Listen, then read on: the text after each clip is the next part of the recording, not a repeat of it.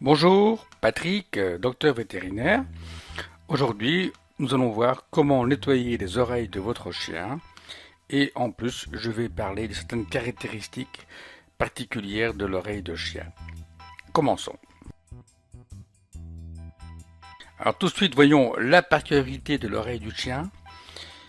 L'oreille externe du chien forme un L et ce L prédispose le chien à développer assez facilement une pathologie auriculaire. Mais voyons ça plus près. Voilà, je vous ai mis ici donc le schéma de l'oreille externe d'un chien.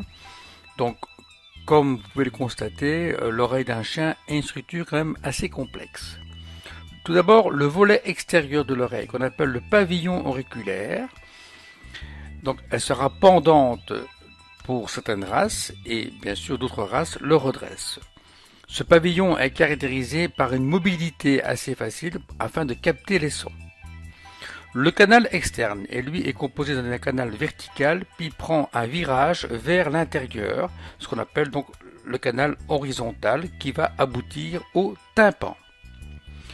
Le canal externe contient aussi donc des glandes qui sécrètent le cérumen et d'autres substances dans l'oreille. Je rappelle les rôles de l'oreille, bien sûr, et un rôle d'audition, mais également d'équilibre, au niveau donc de l'oreille interne. Et donc maintenant vous comprenez pourquoi ce L prédispose à cette pathologie auriculaire, et c'est dans la portion donc, du canal horizontal que on retrouvera le plus fréquemment les problèmes au niveau auriculaire. Donc je vous l'ai ici schématisé par la flèche. Un manque de circulation d'air aussi dans le canal externe de l'oreille peut provoquer une infection de l'oreille. Cela fait partie des raisons pour lesquelles les chiens avec des longues oreilles tombantes sont plus sujets à des infections de l'oreille. Et quand on parle des chiens avec des longues oreilles, tout de suite on pense à deux races de chiens qui ont la réputation d'avoir des prédispositions aux infections de l'oreille, c'est les cockers et les bassets. Pour éviter ces infections, il est important de faire de la prévention et cela passe donc par le nettoyage des oreilles de votre chien. Et le meilleur endroit pour nettoyer les oreilles de votre chien est soit dans la baignoire pour les petits gabarits, donc pour les petits chiens, ou à l'extérieur pour les chiens moyens et gros chiens. Tout ça parce que lorsque l'animal risque de secouer sa tête et de projeter des débris des oreilles dans le milieu extérieur. Alors pensez à vos murs, à vos sols et à vous-même d'ailleurs. C'est une question d'hygiène. La première étape, c'est d'assurer une bonne aération du conduit auriculaire et pour cela, il faut bien couper les poils à l'entrée de l'oreille et également assurer une bonne épilation du conduit auriculaire. Votre vétérinaire ou votre toiletteur peut le faire ou vous montrer comment il faut faire. Alors, il existe certaines races de chiens comme le caniche, le bichon, les yorkshire, pour lesquels il est utile d'épiler l'entrée du conduit auditif car les poils peuvent empêcher une aération correcte. Alors, ça se fait avec les doigts. Donc, entre le pouce et l'index, vous prenez le poil et vous tirez dessus. Ce n'est pas douloureux pour le chien. On peut faire également avec une pince, mais personnellement je trouve que c'est plus facile à faire avec le doigt. Il est également possible de raser l'entrée du conduit auditif avec une tondeuse. Alors sous les photos ici, vous voyez donc les résultats après épilation. Vous voyez que l'entrée de l'oreille est bien nette et exempte de poils. L'épilation du conduit auditif externe, donc à l'intérieur du conduit, peut se faire à l'aide donc d'une pince. Les toiletteurs ou votre vétérinaire peuvent vous le montrer et le faire. Ce n'est pas une manœuvre difficile, mais il faut prendre certaines précautions afin de ne pas blesser le conduit auditif externe. Alors pour réaliser un nettoyage auriculaire chez le chien et le chat d'ailleurs, de quel matériel vous avez besoin? Tout d'abord, un bon produit nettoyant auriculaire. Je vous mettrai la liste de produits que je conseille et que j'utilise régulièrement. Ensuite, du coton. Vous aurez besoin aussi du sopalin, du papier absorbant. Pour le confort du travail, vous pouvez aussi utiliser des lingettes nettoyantes pour oreilles sans alcool. C'est assez pratique à utiliser. Bien alors commençons, donc je vais donner étape par étape la méthode pour nettoyer les oreilles d'un chien ou d'un chat. Donc première étape, préparer le matériel. Donc un bon produit auriculaire nettoyant, le coton, le sopalin, le papier absorbant ou les lingettes nettoyantes. Deuxième étape, rappelez-vous, donc pour assurer une bonne aération, nettoyer et ou épiler l'entrée de l'oreille. Étape 3, nettoyage donc du pavillon auriculaire externe. Ça se fait à l'aide de coton, de lingettes nettoyantes, du coton-tige, pour insister donc dans les infructuosités du cartilage. C'est la seule indication du coton-tige dans le nettoyage auriculaire. J'y viendrai plus tard. Étape 4. Donc, d'une main, entre le pouce et l'index, vous prenez le pavillon auriculaire externe, vous le tirez vers le haut afin de déplisser ce fameux coude en L. Et de l'autre main, vous prenez le nettoyant auriculaire et vous le versez dans le conduit. N'hésitez pas à mettre du produit, voire même jusqu'à remplir le conduit auriculaire externe.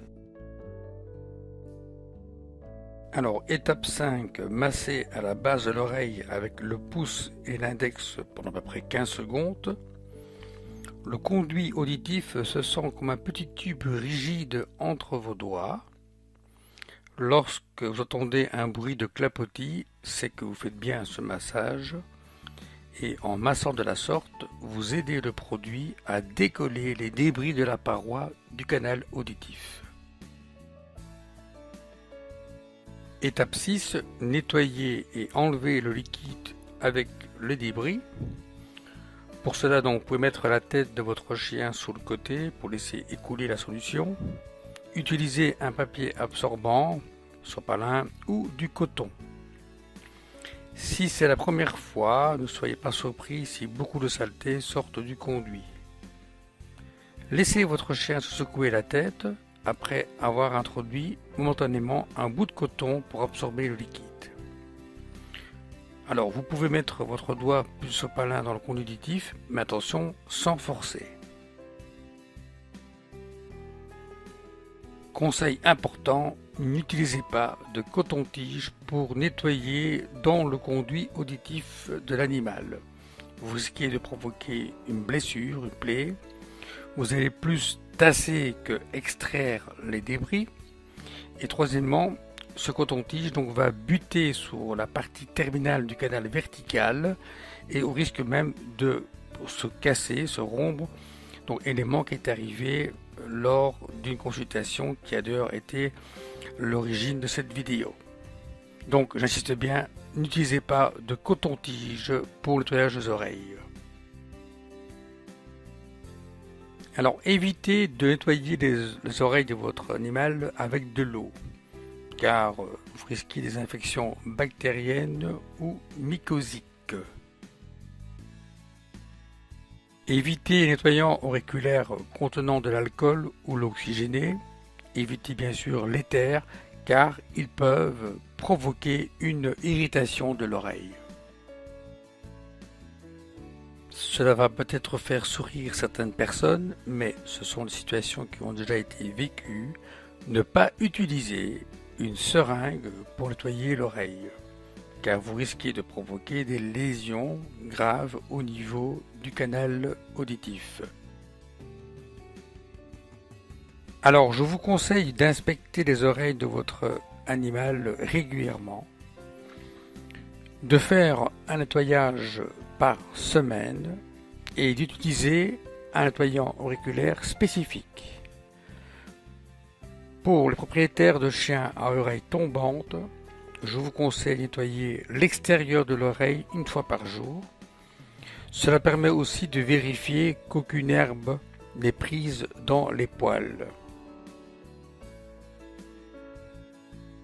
Quels sont les signes cliniques évocateurs d'un problème auriculaire? Alors en premier lieu, il y a l'odeur, la rougeur. Ici donc sur la photo, on peut remarquer donc ce pavillon auriculaire qui est fortement enflammé. Un autre signe, c'est l'excès de débris, donc de présence de cérumen à l'entrée du conduit auditif. Donc la peau du conduit auditif est riche en glandes responsables de la production de cérumen. Ce cérumen permet d'éviter la pénétration dans le conduit auditif externe de substances irritantes présentes dans l'environnement.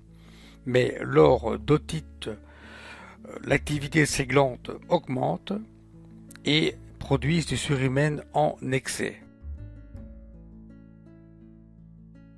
Un animal qui se gratte souvent les oreilles, qui penche la tête du côté atteint, qui frotte son oreille au sol, voire même qui peut émettre un gémissement de douleur, doit faire penser à des problèmes auriculaires. Je voudrais faire ici une petite remarque, à savoir que les chiens qui ont des problèmes auriculaires ont tendance à secouer la tête violemment et à se gratter.